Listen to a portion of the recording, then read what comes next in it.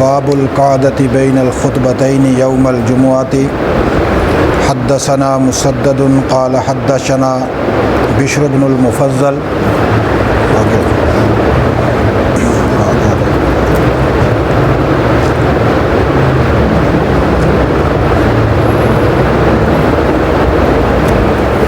قال حدثنا عبید اللہ عن نافع عن عبد اللہ قال قال النبی صلی اللہ علیہ وسلم یخطب خطبتین یقعد بینہما۔ امام بخاری علیہ الرحمہ نے باب کو عنوان دیا ہے دو خطبوں کے درمیان قعدہ کرنا بیٹھنا جمعہ والے دن۔ اس کے ضمن میں حدیث نقل کی ہے، حضرت نافع نقل کرتے ہیں عبداللہ بن عمر رضی اللہ تعالیٰ عنہ سے،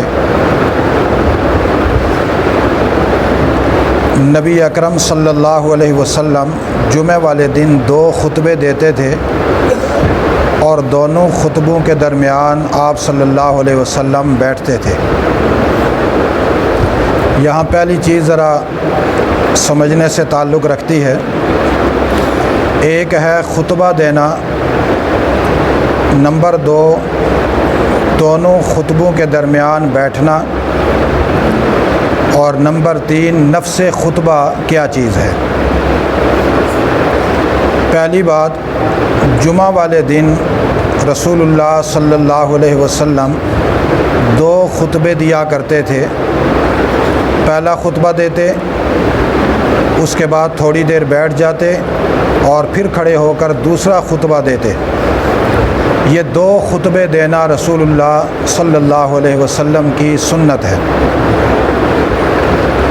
جو لوگ دو خطبے نہیں دیتے وہ سنت کے خلاف عمل کرتے ہیں۔ نمبر دو، دونوں خطبوں کے درمیان بیٹھنا یہ بھی سنت مؤکدہ، سنت لازمہ ہے۔ اگرچہ بعض فقہا اس کو واجب قرار دیتے ہیں، سنت مؤکدہ اور واجب میں کوئی خاص فرق نہیں ہے، اس لیے کہ سنت مؤکدہ لازم ہوتی ہے بلکہ فرض کے درجے میں ہوتی ہے۔ تو دونوں خطبوں کے درمیان بیٹھنا یہ بھی لازمی، ضروری اور سنت مؤکدہ ہے۔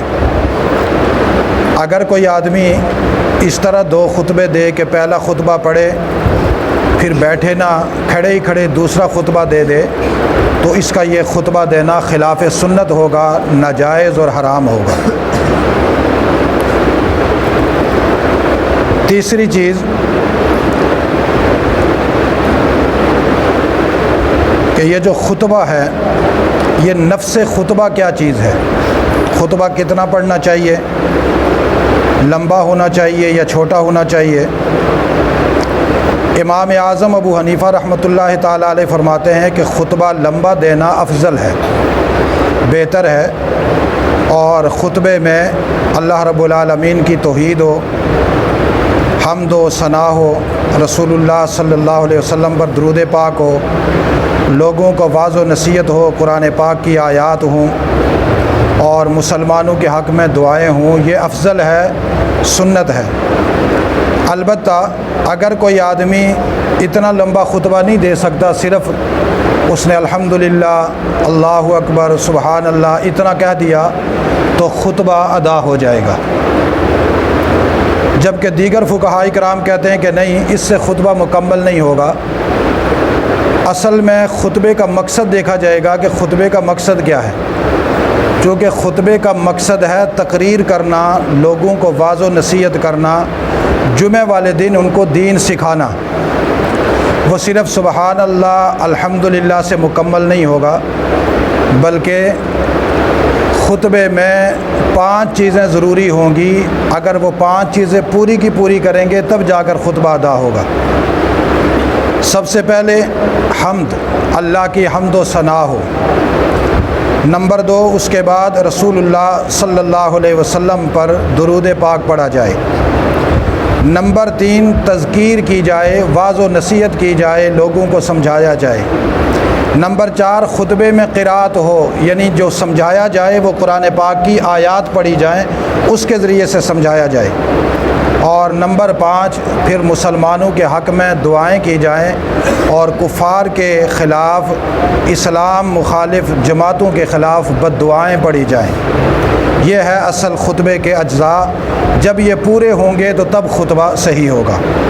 امام اعظم ابو حنیفہ رحمۃ اللہ تعالیٰ علیہ کی جگہ اپنی جگہ صحیح ہے کہ خطبہ اگر کسی نے صرف اللہ کی حمد کر دی تو ادا ہو جائے گا، لیکن خطبے کا مقصد پورا نہیں ہوتا اس سے۔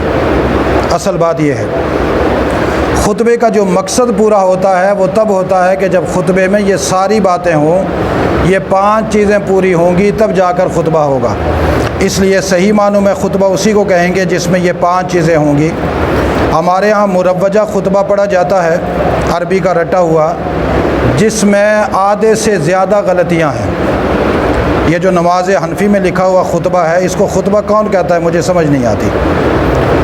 نہ تو اس میں رسول اللہ صلی اللہ علیہ وسلم کی بیٹیوں کا مکمل ذکر ہے، نہ ازواج کا ذکر ہے، نہ خلافت راشدہ کا مکمل ذکر ہے، اور اسی طریقہ سے یعنی یہ اہل سنت والجماعت کے عقائد کے مطابق خطبہ نہیں ہے جو ہمارے ہاں رٹا ہوا پڑھا جاتا ہے۔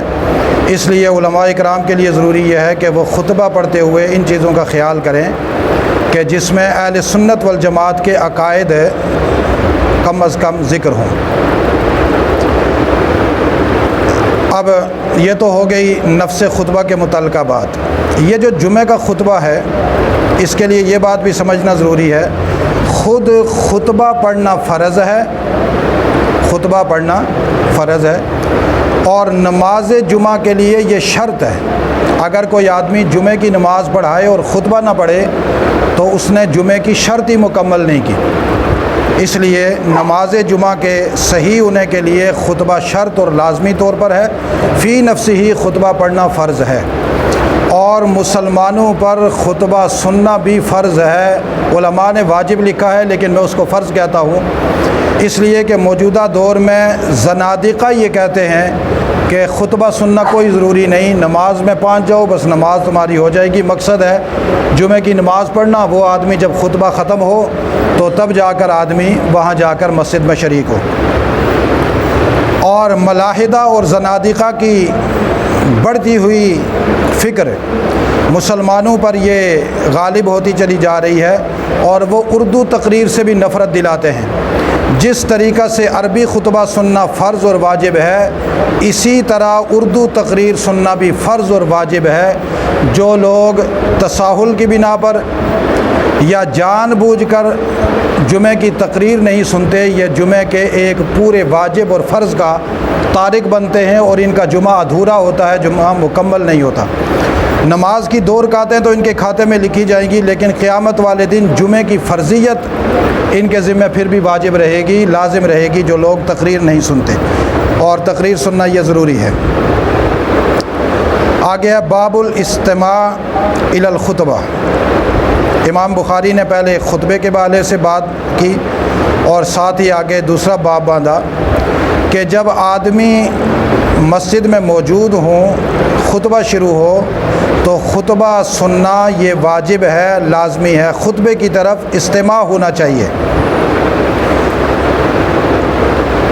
استماع کا مطلب یہ ہے کہ جب خطبہ شروع ہو اس وقت اپنے دماغ کو بھی حاضر رکھے، زبان کو روک لے، کسی طرح کا کوئی کلام کرنا، کوئی بات کرنا، ادھر ادھر دیکھنا یہ قطعاً جائز نہیں۔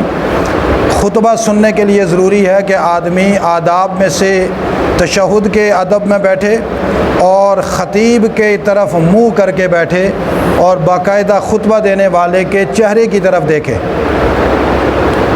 تاکہ اسے پتہ چلے کہ خطبہ پڑھنے والا پڑھ کیا رہا ہے، کہہ کیا رہا ہے۔ یہ اس طریقے سے خطبہ سننا یہ بھی واجب ہے۔ حدیث نقل کی ہے عن ابی ہریرہ رضی اللہ عنہ قال قال النبی صلی اللہ علیہ وسلم اذا کان یوم الجمعۃ وقفت الملائکۃ علی باب المسجد۔ یہ حدیث پہلے بھی گزری تھی۔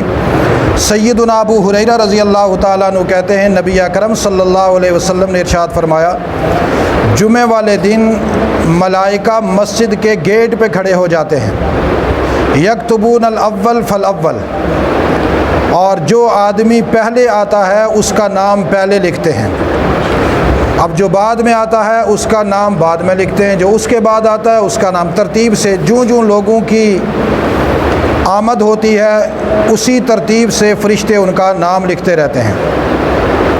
اور آگے فرمایا کہ جو آدمی پہلے آتا ہے وہ مثل المہجر، جو آدمی شروع میں آ جائے، جلدی آ جائے، اس کی مثال اس آدمی کی طرح ہے کہ جو اللہ کے راستے میں ایک اونٹ ذبح کرے، اور جو اس کے بعد آتا ہے اس کی مثال ایسے ہے جیسے گائے ذبح کرنا، اور جو اس کے بعد آتا ہے اس کی مثال ایسے ہے جیسے دمبا یا بکری ذبح کرنا، اور اس کے بعد آنے والے کی مثال ایسے ہے جیسے مرغی اللہ کے لیے ذبح کرنا، اور جو اس کے بعد آتا ہے اس کی مثال ایسے ہے جیسے کہ اتنا سا انڈو اللہ کے لیے صدقہ کیا، مرغی کا انڈا۔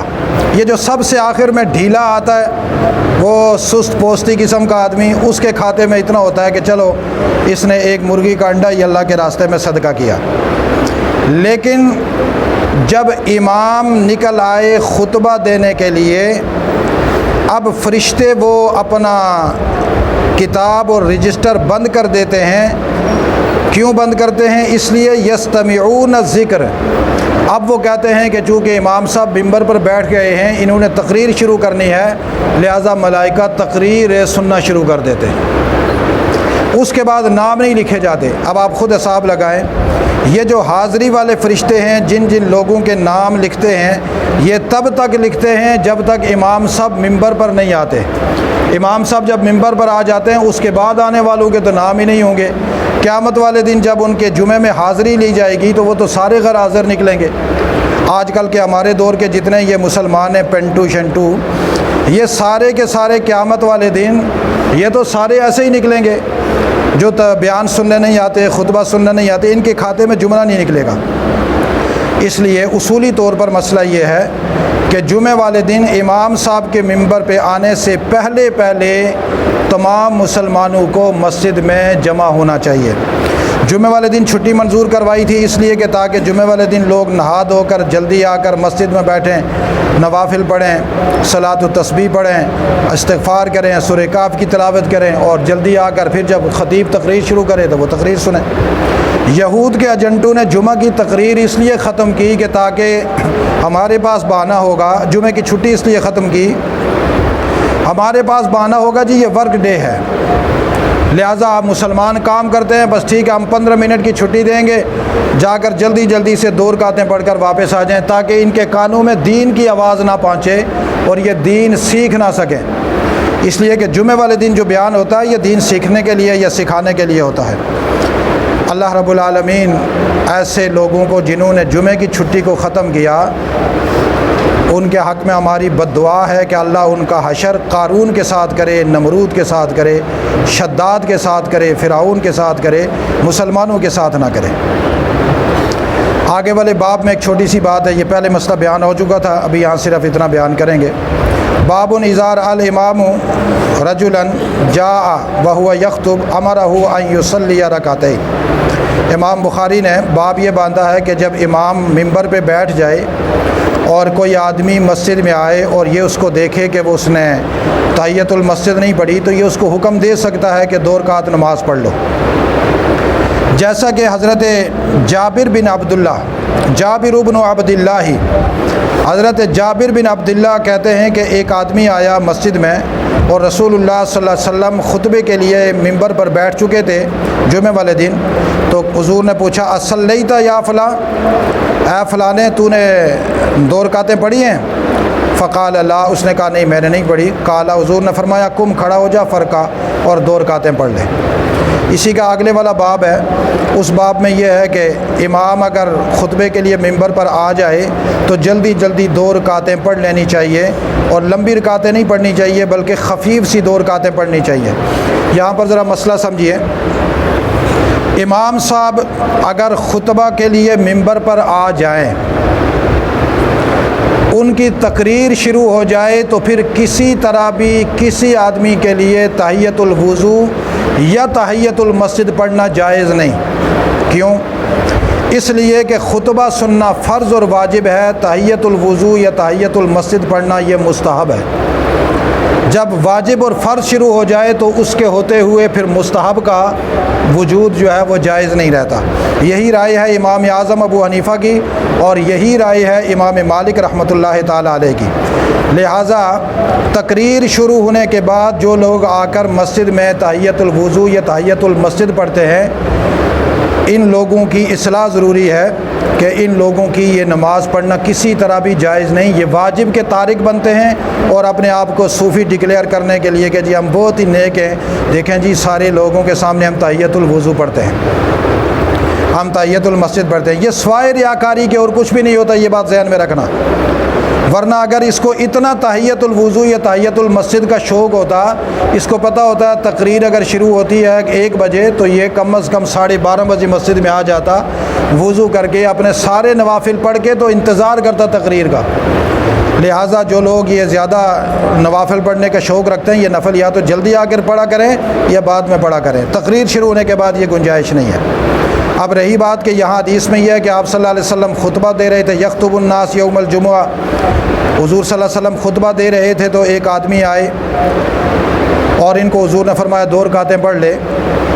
اصل اس کا جواب تو یہی ہے کہ رسول اللہ صلی اللہ علیہ وسلم نے ابھی خطبہ شروع نہیں کیا تھا، آپ ممبر پر تشریف فرما تھے خطبہ کے لیے، خطبے کا ارادہ فرمایا تھا کہ وہ صاحب آئے تو حضور صلی اللہ علیہ وسلم نے ان کو کہا اچھا جلدی سے 2 رکعتیں پڑھ لے پھر میں تقریر شروع کروں۔